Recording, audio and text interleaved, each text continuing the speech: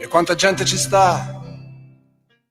Buonasera a tutti, bentornati a Liberamente, variazioni e scorribande qui su Radio Libertà.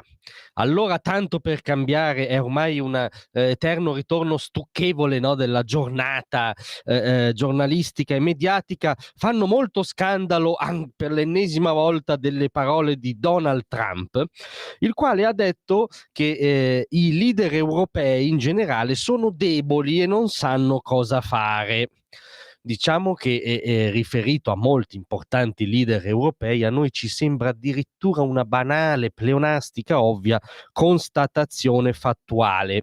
Comunque il presidente degli Stati Uniti, a domanda di un cronista, ha detto: penso che i leader europei siano deboli, credo che vogliano essere politicamente corretti, su questo in molti casi non ci sono dubbi.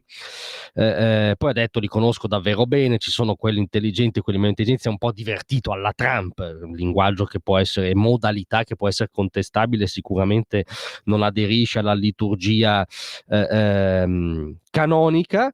Dopodiché però è andato anche su un aspetto serio. Non ho una visione per l'Europa, tutto ciò che voglio vedere è un'Europa forte. Spiego all'Europa perché penso, ho occhi, ho orecchie, vedo cosa sta succedendo e penso che sia orribile quello che sta succedendo all'Europa. Penso che stia mettendo in pericolo l'Europa come la conosciamo. È la ripresa dell'ottica del documento di strategia sulla sicurezza nazionale americana recentemente uscito, che ha dato anch'esso scandalo, che sostanzialmente è una sorta di ammonimento dell'Europa nell'interesse della civiltà europea occidentale, che secondo Trump e quel documento è a rischio sul continente da un punto di vista economico per le follie dirigiste del Leviatano di Bruxelles, e da un punto di vista culturale per le follie masochiste del politicamente corretto e tutto quello che sapete. Qui la cosa interessante però è lo scandalo che si mena già adesso, e figuriamoci domani su giornali, giornaloni e giornalini, sul fatto che ha definito i leader europei deboli. Beh, allora prendiamo la foto che in queste stesse ore lo stesso mainstream ci sta spacciando come quella che garantirà la salvezza e le magnifiche sorti progressive dell'Ucraina, no? Cioè Zelensky in mezzo a Starmer, Macron e Merz, che sono tre importantissimi leader europei di tre paesi fondamentali dell'Europa, due anche dell'Unione Europea, ma insomma Germania, Francia e Regno Unito. E beh, analizziamoli un secondo, come dire, screvi di pregiudizi diciamo eurofondamentalisti. Beh, Macron è forse il presidente della Repubblica ormai più di minoranza della storia francese.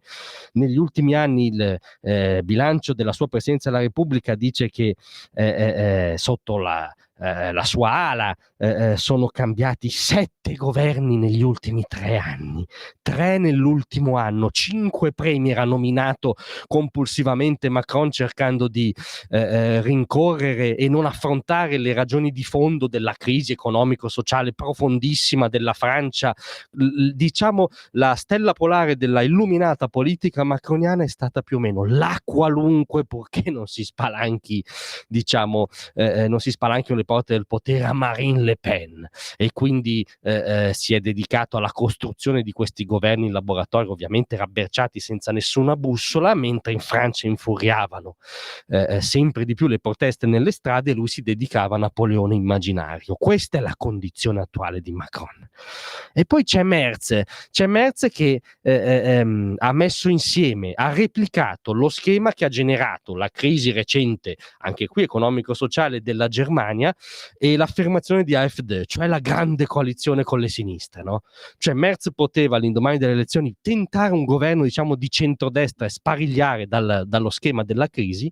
Ha ribadito lo schema della crisi e guarda caso in tutti i sondaggi AfD da mesi è il primo partito, incredibile, nessuno l'avrebbe mai detto, perché era un'operazione illuminata quella di Merz, di governare ancora con la SPD allo sbando, con i verdi e tutti gli addentellati appunto rosso-verdi di questa grande coalizione, e diciamo sta tra le altre cose dando vita a un riarmo tedesco che sicuramente è inquietante per chiunque abbia, come dire, letto il sussidiario di storia del Novecento, ma che è anche l'ammissione implicita del fallimento delle politiche volute in primis dal suo predecessore Angela Merkel, Green Deal e affini. Comunque è attualmente un premier che governa con una coalizione rabberciata, indebolita, senza un vero minimo comune denominatore, col primo partito nelle preferenze dei tedeschi fuori dal governo. Sembra una situazione di grande, come dire, spolvero politico. Starmer, mutatis mutandis, è in oggettiva crisi anche lui. Nelle ultime settimane si sono rincorse addirittura voci di sostituzione, di golpe dei laburisti contro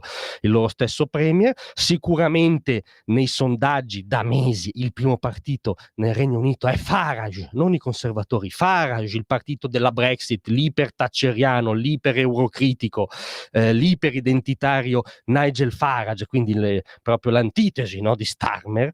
E nelle ultime settimane gli stessi presuntamente malandati conservatori hanno ripreso fiato da quando hanno ufficializzato la nuova leadership di Kemi Badenoch, e Starmer, tentando di rincorrere questa sua crisi, tenta di adottare provvedimenti anche di per sé come dire, razionali contro l'immigrazione incontrollata, l'immigrazione clandestina, che però sanno un po' di fuori tempo massimo fatto dai laburisti e non fanno che incrementare ancora il consenso di Farage, quindi è intrappolato in un circolo vizioso che prima o poi verrà alla luce alle elezioni.